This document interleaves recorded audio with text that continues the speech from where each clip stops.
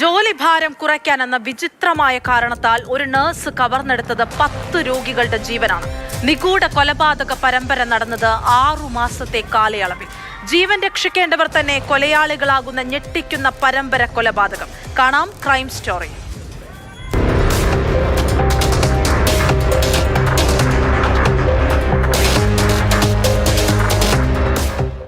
കുറ്റകൃത്യങ്ങളുടെ ലോകത്ത് മനുഷ്യ മനസാക്ഷിയെ ഞെട്ടിച്ച വാർത്തയാണ് ക്രൈം സ്റ്റോറി ഇന്ന് പരിശോധിക്കുന്നത്.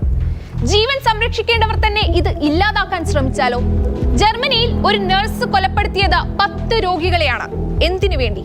ഈ ചോദ്യമാണ് ജർമ്മനി മുഴുവൻ ഉന്നയിക്കുന്നത്.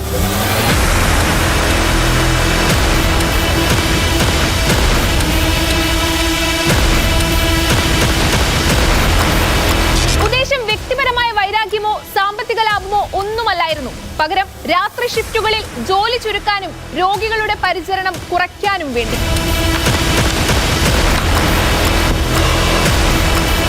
രോഗികളെ കൊലപ്പെടുത്താൻ ഇയാൾ തെരഞ്ഞെടുത്ത മാർഗം അത്രമേൽ ഭയാനകമായിരുന്നു.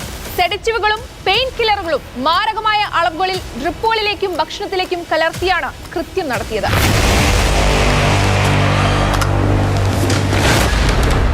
രാത്രി ഡ്യൂട്ടിയിൽ രോഗികൾ ശാന്തമായി ഉറങ്ങുന്നത് തന്റെ ജോലി എളുപ്പമാക്കുമെന്ന് ഇയാൾ കരുതിയിരുന്നു. ഈ കൊലയാളിയുടെ മുഖം മൂടി മറനീക്കി പുറത്തു വന്നതോടെ ലോകം ആവർത്തിച്ച് ചോദിക്കുന്നു, എന്തിനു വേണ്ടിയായിരുന്നു ക്രൂരമായ ആ നരഹത്യ?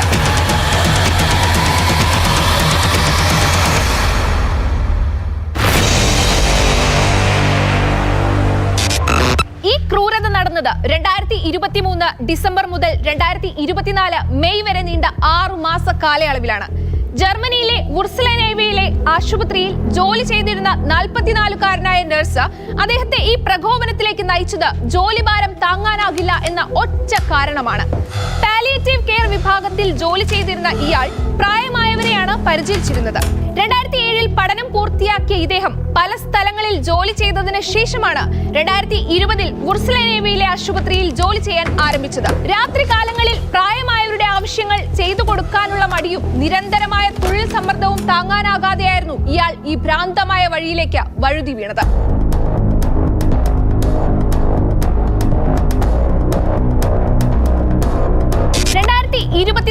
ഇയാളെ അറസ്റ്റ് ചെയ്തു. വിചാരണയിൽ നീതിന്യായ കോടതി ജീവപര്യന്തം തടവാണ് ശിക്ഷിച്ചത്. ജർമ്മനിയിൽ ജീവപര്യന്തം തടവെന്ന് അർത്ഥമാക്കുന്നത് ജീവിതകാലം മുഴുവൻ ജയിലിൽ കഴിയേണ്ടി വരും എന്നതാണ്. സാധാരണയായി കുറഞ്ഞത് 15 വർഷം കഴിഞ്ഞാൽ മാത്രമേ മോചനം പരിഗണിക്കാവൂ. എന്നാൽ ഇത്തരത്തിലുള്ള അതീവ ഗുരുതര കുറ്റങ്ങൾക്കായി 20 മുതൽ 25 വർഷം വരെ കഴിയേണ്ടി വരും.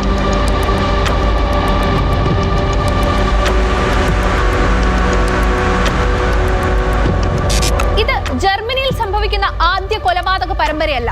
2000 മുതൽ 2005 വരെ 85 രോഗികളെ സമാന രീതിയിൽ കൊലപ്പെടുത്തിയ നൈൽസ് ഹോഗൽ എന്നയാൾക്ക് 2019 ജീവപര്യന്തം ശിക്ഷ വിധിച്ചിരുന്നു.